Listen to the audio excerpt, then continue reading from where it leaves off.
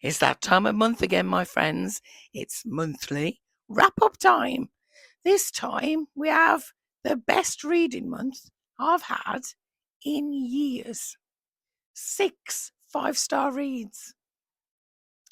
It's all downhill from now on, isn't it, loves? Anyway, roll titles.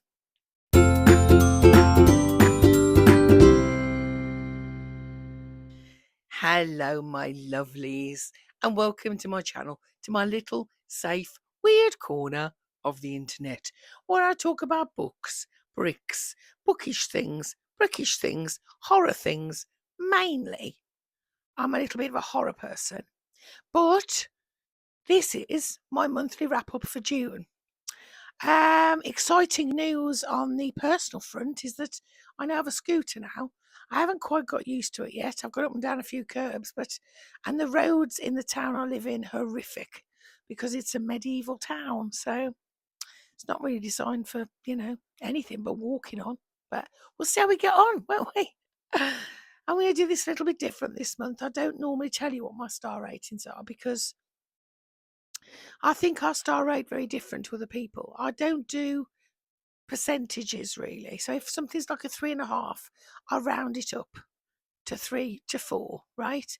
If it's 3.25, I round it down to 3. So I tend to go in whole numbers, and I star rate on vibes basically. How did I feel at the end of the book? Was it a good story? Did it keep me entertained? Did it keep me engaged? Did I want to know what was going to happen? Did I like the characters? So it's all depends how it makes me feel when I put the book down. So yeah. So this month I read 23 books. 8 of those were physical, 15 were Kindles, mainly because it was very, very hot in the UK. And all I did was sit in the dark with the fan on. It's like it now. It's 29 degrees here at the moment. Sorry if you can hear the fan in the background, but I am boiling alive.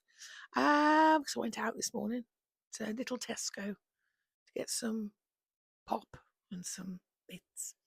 But anyway, so all I did really during at least a week of June was sit inside in the dark with the fan on, reading my Kindle.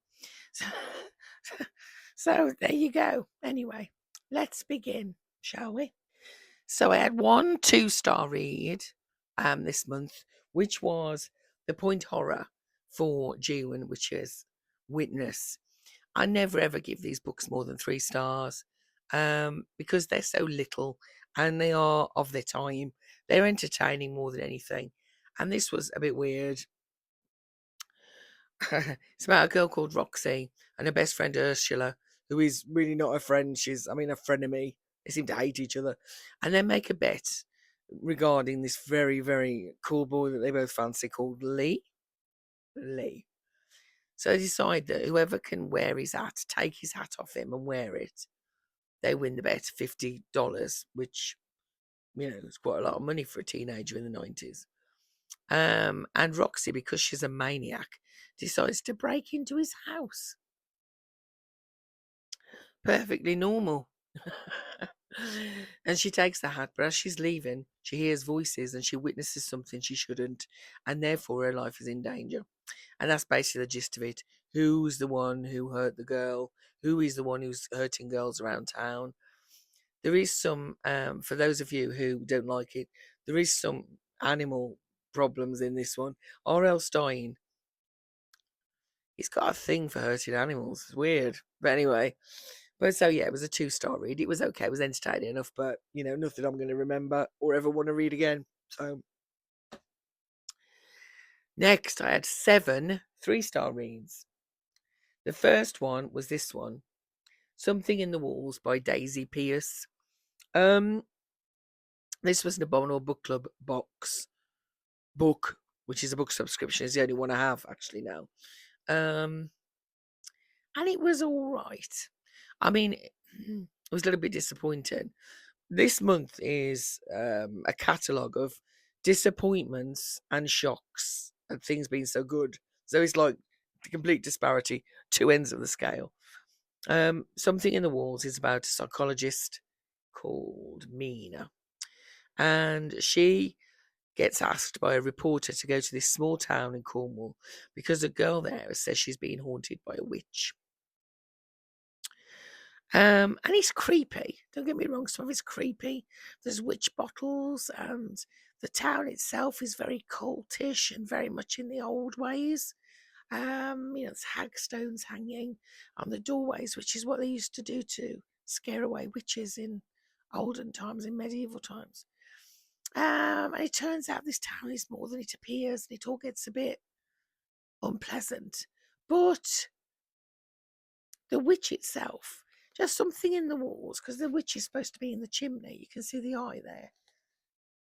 You don't see enough of the witch for me. Do you know what I mean?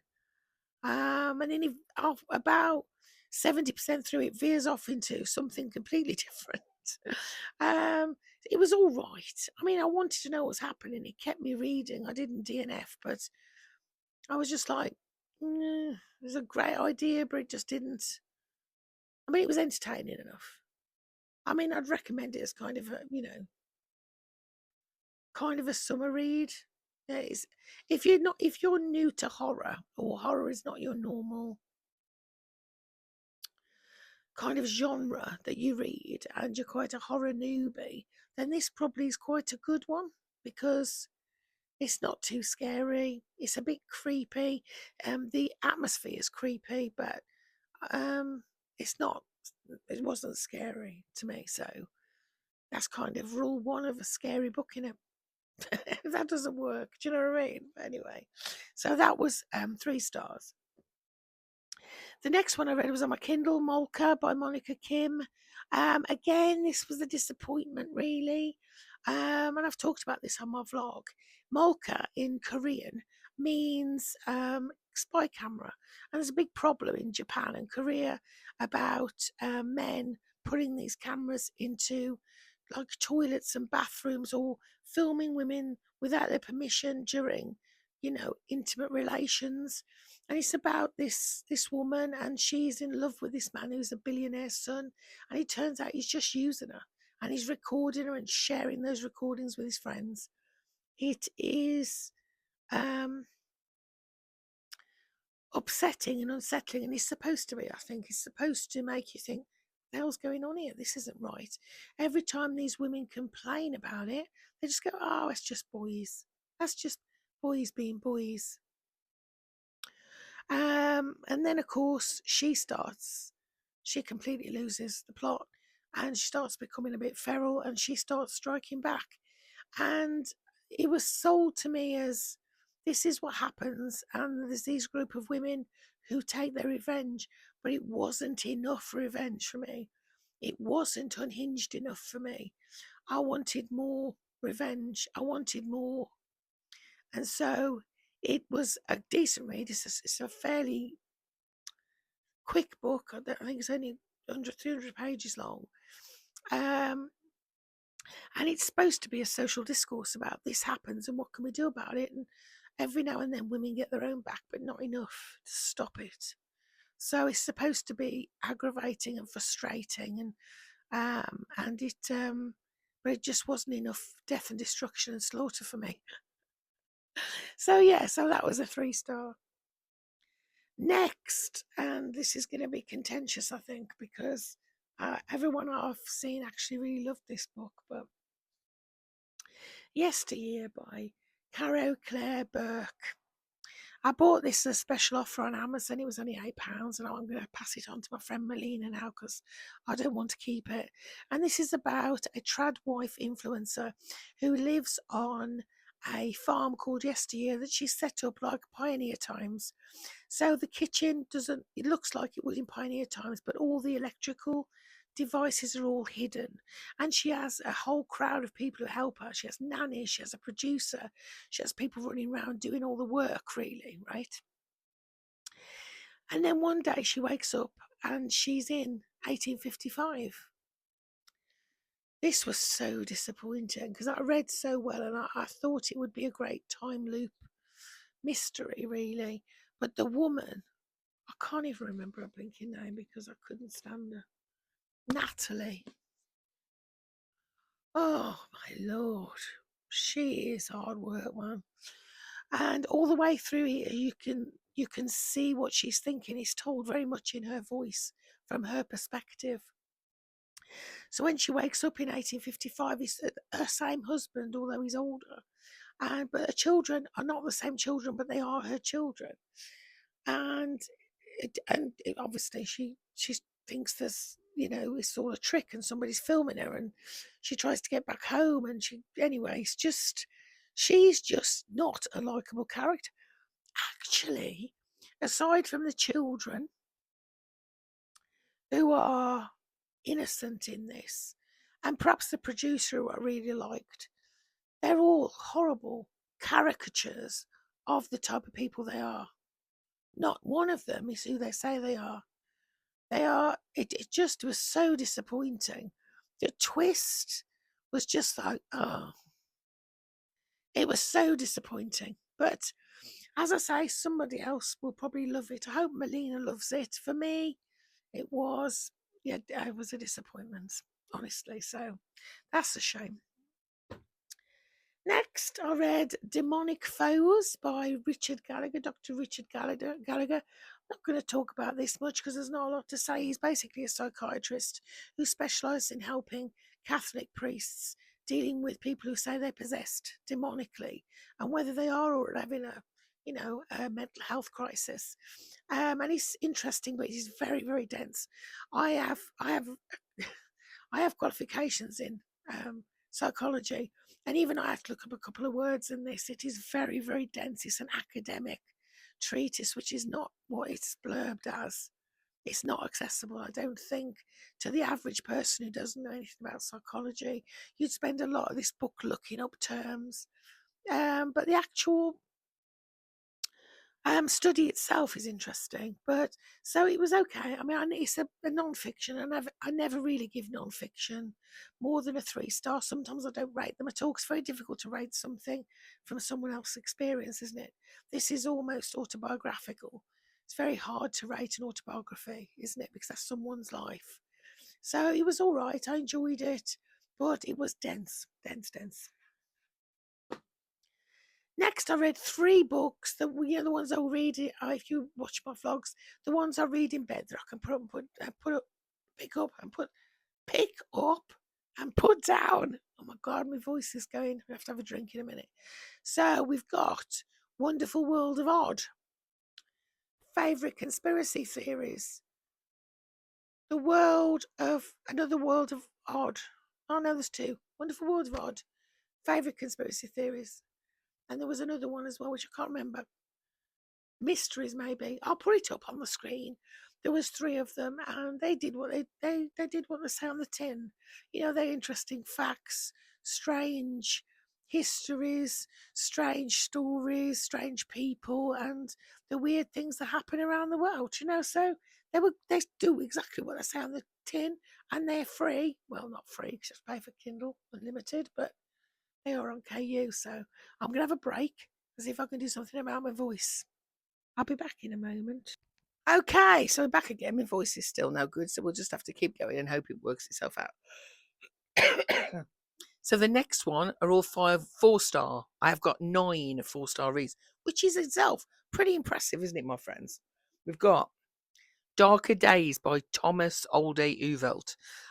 If any of you love horror, you've probably read Hex by this man about the witch that keeps appearing around town with a sewn up mouth. It's very, very good.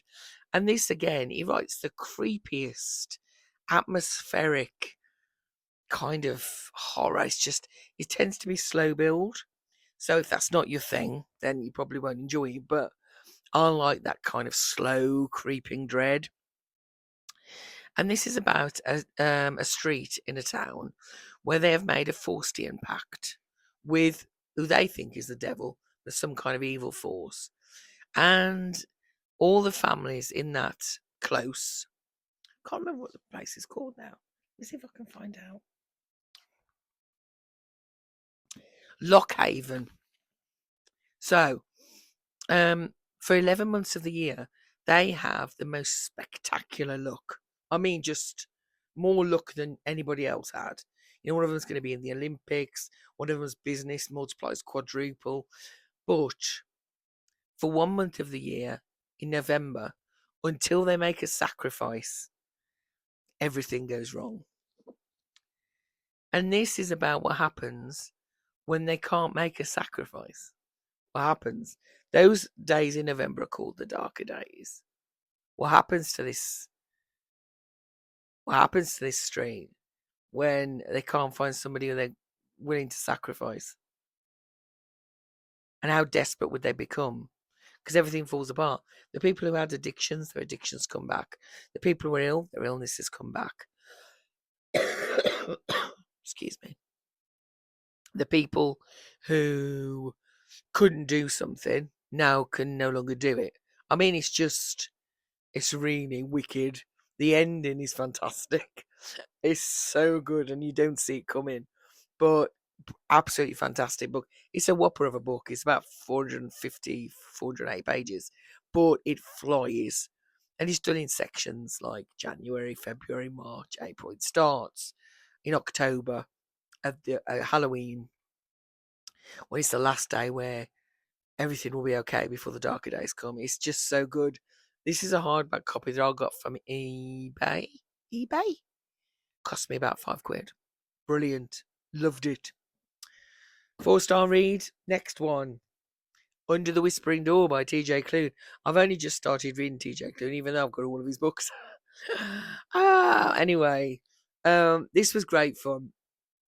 It's about a man who, it starts off where he's at his own funeral. Well, it starts off where he's being a horrible person because he's a lawyer and he's got no empathy or sympathy for anyone, and all he does is work. Starts off with him, being horrible to one of his staff members, and then the next minute he's at his own funeral. And there's a woman there who can see him, and she says, "You need to come with me," and she takes him to what is a tea room in the middle of nowhere by this little village. And there's this man there who he's connected to by a wire, and he's the one who kind of helps him move on to the next stage, the next place.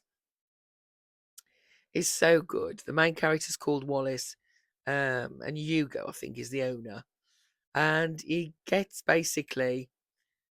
starts to find his humanity. It's all about found family. There's a lovely ghost dog. I mean, it's just cozy and, it's just lovely to read. Do you know what I mean? And Wallace realizes actually he wasted his life, and is he going to waste his afterlife? So yeah, really, really good. Really enjoyed it. Great cover. Next, I read Infernal Tramps by Alex. I can't see my notes. Grass. This is an arc. It's out on the 23rd of July. And these are a collection of weird stories. They're more on the surreal side of horror. So if that's not your thing, then you probably won't enjoy this. I quite enjoyed them. They're quite dark and creepy and twisted, weird little stories. And I really enjoyed them. Some are better than others, as is normal in a collection. But yeah, I really enjoyed that. The author sent me a copy. So that was really, really good. Really enjoyed it. As I say, it's out on Kindle on the 23rd. Next, I read a novella, Dark, Ian Robert Wright. He writes really dark, creepy stuff. This is about a spaceship that's full of settlers in suspended animation traveling to a new planet because Earth is, had it, basically. And a couple of people wake up and they don't know why they've been woken up. The AI has woken them up because something's gone wrong. Turns out that they've been stuck in one place. I can't really give a lot away because it'll spoil it. But they're stuck in one place for 300 years. And he's been regularly waking people up, or sending people out. And they've never come back. So what's happened? Why haven't they got to the planet? They should have got to it decades ago, centuries ago. What's happened? And so this is the story. And whether or not they make it to their new planet. It's a very short book, back 170 pages, but so good. Very, very dark. Very gruesome body horror, but creepy as. I mean, really creepy. I really loved that.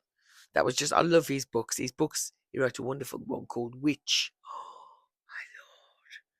about this couple, this man and woman. Well, actually, I think they're teenagers initially. I can't remember now.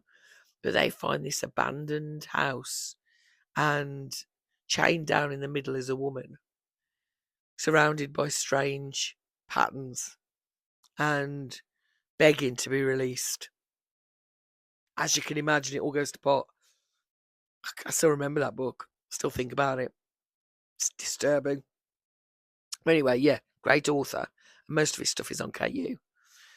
Next, I read 2 books from the Line Folk of London series, Curious Physiologies and Peculiar Consequences. This is a new fantasy series, and I've got to really be in the mood for fantasy, and there's only specific fantasies I really like. This I really enjoyed. I picked it up on the off chance. I just really like the covers. And it's about the fact that within London, roughly where the underground is, on the land, underground below, the land above, within those lines are a group of people who live, and they are a different species to human. When they're in the lines, they are human. Outside the lines, they revert to their primary characteristics. There's weircats, kelpies, selkies, vampires, mages, various fish folk. And there's this woman called Hannah, and she takes a job in this clinic helping out what somebody was called an ab clinician, and they specialize in working with these people. Curious physiologies. It's just so good. It's just so. I can't even tell you how good it is. I really enjoyed it. The first one is just sets it all up really, and there's this one of the creatures who is trying to do something that could damage the force within the line that keeps them human. And in the second one, it's all about some line folk starting to do. Oh, how do I put it without spoiling it? Starting to do something they used to do in the past that has been banned to their own people. It's just so good. The characters are great. It's got a really, really wickedly dark sense of humour all the way through.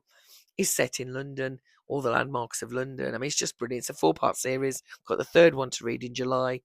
I really enjoyed it. If you fancy a bit of fantasy that's not too heavy, and it's not romantasy, and it's not high fantasy, there's like Terry Pratchett-esque, Neil Gaiman that kind of fantasy, then you'll really enjoy them. They're all on KU, so brilliant. Then I read The Good Girl by Michelle Dunn, which is a thriller. I've read a couple of thrillers this month. And this is about a woman who has a fairly normal life. She looks after her younger sister who's got an addiction problem. She had an awful childhood. There's a policeman who keeps in contact with her who saved her and her sister from a terrible situation. She works in a local coffee shop. And then she goes home, she goes upstairs, and in her spare room is a man, zip tied to a chair, sitting in his own waste, tortured. And this is the story of why. This was so good. I mean, I'm not a big thriller girly. I've got to be in the mood for thrillers, and thrillers are kind of summer reading for me. But this was just so good. I really loved the main character. I really felt sorry for her. Some of the imagery of what they went through as children is very explicit, so please check the trigger warnings on this, or content warnings, because it does go into detail. It is quite traumatic, but this is such a good story. Such a good story. Why is she doing that? Why is she taking these men? This is the fourth one that's gone missing. Where are the other 3? What's happened? Just brilliant. On KU. Fantastic. Next, I read The Caretaker by Marcus Cluer. I read We Used to Live Here last month and was a bit disappointed by it. I enjoyed it, but it didn't to me, it didn't fulfill what it started out. The first half of the book was fantastic, and it just kind of died off for me when it went into alternate universe and things. I thought, well, it doesn't really need this. Why are we doing this? Because it was scary enough anyway. But so I thought I'd try it again because my friend Kasia said she really likes him. So The Caretaker is about a girl who is hard on her luck. She's also looking after her younger sister, and she takes a job house sitting in this very posh area.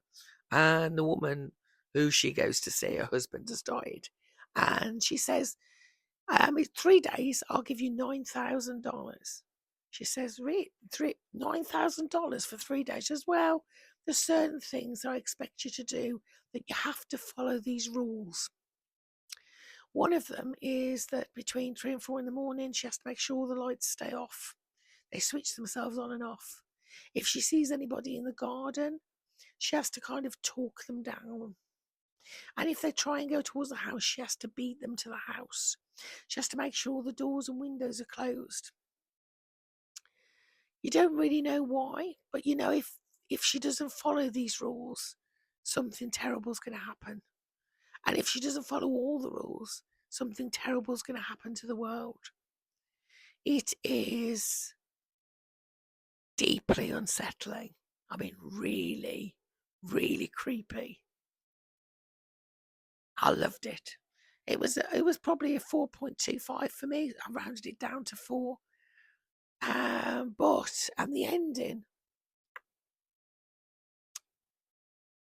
just read it, my friends. If you want a creepy, unsettling horror, this is a great one. Really enjoyed it. Yeah, and I really enjoy his writing. His writing style is very evocative. The imagery he evokes is really beautiful.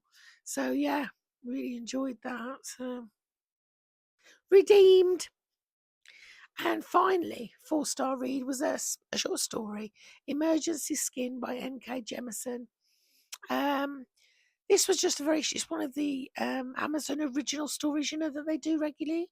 And this was about a far off planet that used to be humans.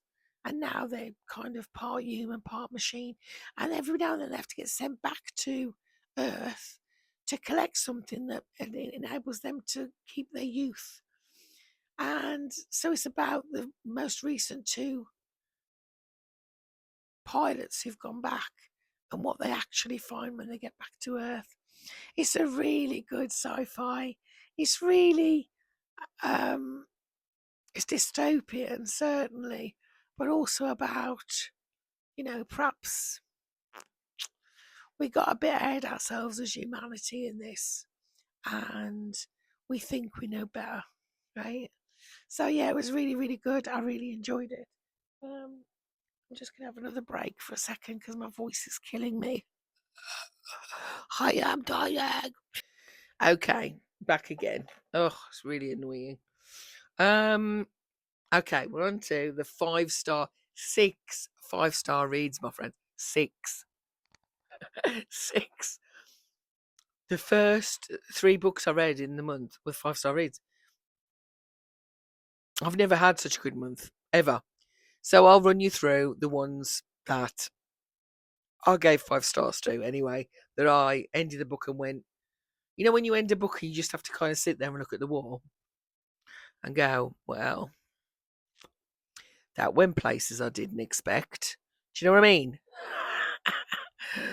Or you just feel a bit bereft or a bit tearful or a bit kind of, oh, what am I going to do now? That's a 5-star read for me. The first one was a physical book. The other 5 were all on Kindle. The House in the Cerulean Sea by T.J. Klune. Why, oh why, my darlings, did I not read this earlier? I don't know why I did not. Oh, this broke my heart. I was crying at the end, and I never cry at books. I just don't. I don't cry at TV shows or films either. Although I think the last book I cried at was Project Hail Mary, and I'll probably cry at the film for that.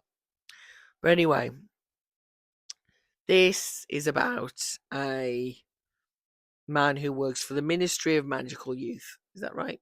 Department in charge of Magical Youth. Yeah. He's basically a pen pusher. He monitors the orphanages. He's called Linus. And he gets sent to a category 4 orphanage, which means the children there are considered dangerous. So he arrives there and he's set on an island, obviously the house in the Cerulean Sea. And the kids, the dialogue in this, oh my God. The dialogue is so funny. It's so snappy, so humorous. It's just brilliant.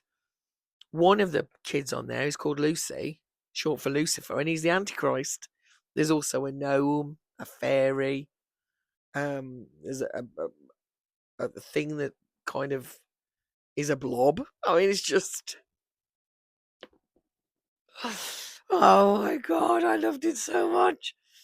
They are looked after. The caretaker is called Arthur, and they also got a forest nymph who looks after them as well because that's their island. The local town doesn't like them, and it's all about found family, um, love, forgiveness. It's just it's delicious. And of course, Linus and Arthur have this kind of will they, won't they? It's just like a big gay hug. It says on here somewhere it's like that, isn't it? Somewhere like that. Like being wrapped in a big gay blanket, and that's what it feels like. It's just, I've never wanted two people to get together more than I did these two people. It's just the most beautiful book. I've got the second one to read. I've been told not to because the second one's not as good, but I just loved this world. I didn't want to leave it. I finished the book and I was in tears. I mean, God, I just loved it. It's never too late to follow the dream. It's never too late to pick up a book you've had on your bookcase for 4 years either, Sharon. Loved it. The other five are all Kindle. The Long Time Gone by Charlie Donnelly. And this is a thriller. I absolutely loved this too. It was about a woman who's a psychologist. Is she a psychologist? Yes. Or pathologist? I think she's a pathologist. Anyway, she gets taken onto this elite course and she's given um, a thesis as genealogy, or psychology of genealogy, the pathology of genealogy. So she decides to test her own DNA, and she knows she's adopted. So she's a bit reticent about it, but she goes ahead with it. Turns out she's a long lost baby who disappeared 30 years ago from a very powerful family. Her mum and dad disappeared too. Then this policeman turns up and said, "Look, my dad died as well, and he was the police sheriff at the time. And something dodgy about this. Can you help me?" So she goes back to her original birth family, and they seem thrilled to see her. They had no idea what happened to their son and their daughter-in-law and the baby. And it kind of goes from there. I mean, there's twists and turns and roundabouts and chicanes. I mean, it's just brilliant, brilliant thriller. Absolutely loved it. It's the first time I've ever read anything by this author, and it won't be the last. I loved every minute. I couldn't turn the pages fast enough. I wanted to know what's happened. Why did she go missing? Where's her mum and dad? Why did she end up in? If she survived, why did she end up in the adoption system? Why did she end up in care? What's going on? Absolutely brilliant, brilliant. And on Kindle Unlimited. Next, I read Devil in Transit by Patrick McNulty. Um, Patrick is one of the indie authors that I beat around Arc Read for. And this is his newest one from his Monsters and Mayhem series. They're all brilliant. They're all short novellas, really. They're under 200 pages. And this is my favourite one by far. This would be great for spooky season. And it's all about a church. And the vicar in the church is keeping something buried there. And this woman who used to be an addict, she's working in the church. And she comes back and finds the vicar or the priest dead. And the thing that's in the basement or buried in the crypt is free. And it can affect other people, make other people do stuff. And is eventually captured by this team of religious kind of soldiers, and while in transit, it escapes. I mean, it's just brilliant. It is disturbing. The body horror is really juicy, juicy Lucy, and it's just such a good story. It's a religious horror about what do you do if the evil you've been protecting escapes? How do you get it back in the box? Basically, brilliant. Loved it. 5 stars. I devoured. I literally, I, one sitting. Loved it. Next, Serenity Falls by CJ Tudor. I obviously got an arc of this. It's not out until September. This has been a contentious one for those of us who've read it. I loved it, mainly because I love a slow burn horror. I like horror with a lot of characters, and this is told from multiple POVs. Some people who in present time, some people who no longer exist, or from when they were younger. I love that. I love multiple timelines converging. That I love that kind of thing. If you don't, this might be more difficult. It's about a father and daughter who live in Manchester, and his mom dies, and he finds out he's been left a luxury house in this luxury community called Serenity Falls in America, in Florida. Anyway, so they didn't know anything about that, didn't even know their mom afforded it. Where does it come from? Do you know? So they turn up there, they've got this luxury mansion, fully furnished. They walk out into the back garden, and in the swimming pool, the dead body. That's how it starts, pretty much. And this place is weird. The tagline is that once you live there, you never want to leave. And there's something to be said that perhaps you can't. There's lots of accidents. There's no crime in Serenity Falls, but there's lots of accidents. There's a woman walking around with lost posters of her son who disappeared 30 years before. There's an ice cream van that's not actually utilised much, I admit. It moves around at night checking people are in their beds. I loved it.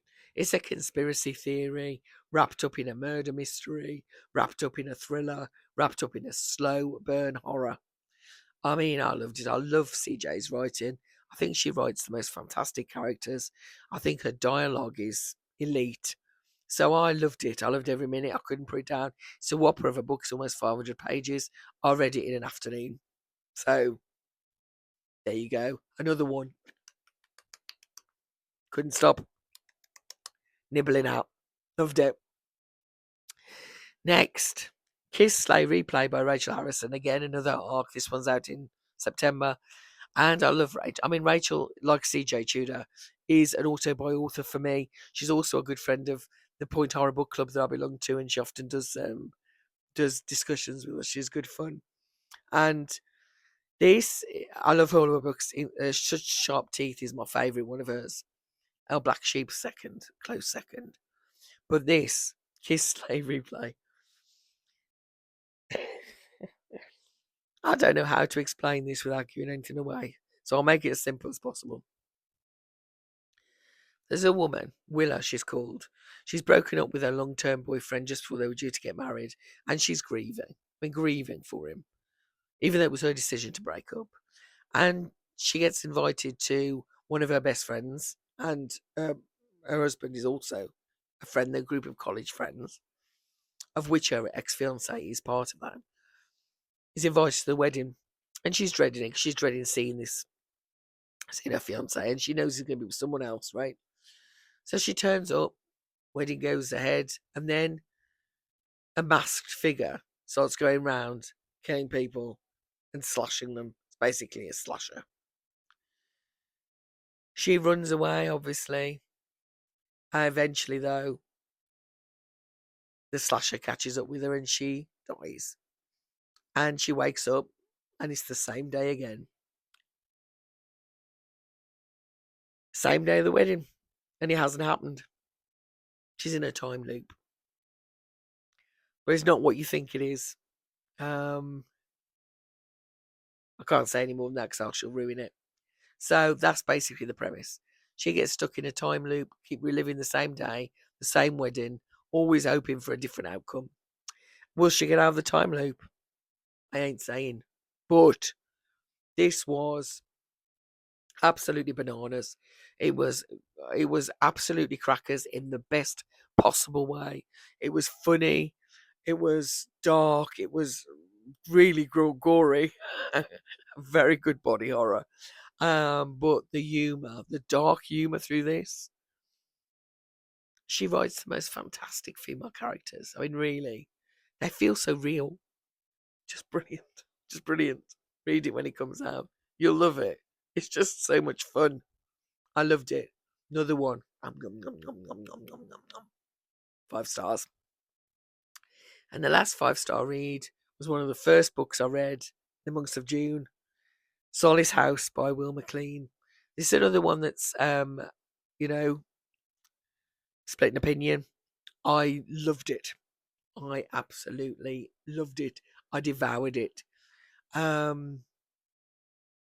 Because there is kind of it's almost like, it's not magical surrealism really, but it's horror surrealism. And it's about this college student or university student, and he has nowhere to go for the summer. So he managed to get this job emptying out an old asylum that the university is thinking of buying. Or it's been left to them. Has it been left to them? Or they're thinking of buying it? Can't remember now. I think they're thinking of buying it. When he gets there, there's other young people there, same age as him, some a bit older, and they realise they've also got to empty out the house of the man who owned the whole of the estate, and he was a hoarder and a bit weird, and he seemed to have found a way to change time. Anyway, so it's the story of them emptying out this house, finding the weird and the wonderful, and then it splits into something else. Which is where the surrealism comes into it. I can't really give too much away because it's just going to spoil it. But I absolutely loved this. It ends up in a place that you never expected to end, and I just could not stop reading this. It was really creepy, very surreal. It was kind of almost like a fairy tale feel to it. So it was a hot summer. They're working in this weird place. There's weird stuff happening, but there's also kind of a weirdness, a weird magical thing about it. I absolutely loved it. It was so good. Anyway, so there was my reads. 23. No DNFs. Yeah, not bad. Not bad. July started pretty well. It's currently the beginning of July, so we'll see how it goes, won't we? But anyway, my darlings, if you've stayed this long, well done. Leave a little sun in the comments. Say you've got this far, because it's boiling hot in the UK at the moment. And supposedly somebody won a football match last night. I don't know. I'd rather chew glass than watch that. But anyway, my darling, remember, stay cool, stay hydrated, keep reading fantastic books, building Lego, doing whatever brings you joy. And if you enjoy it in my little weird and wonderful and safe corner of the internet, please consider subscribing and give me a like. And I will see you all next week when I'll be back to my usual vlogging. Perhaps out and about on my scooter. Maybe, maybe, maybe. Anyway, until next week, my darlings, take care. Bye.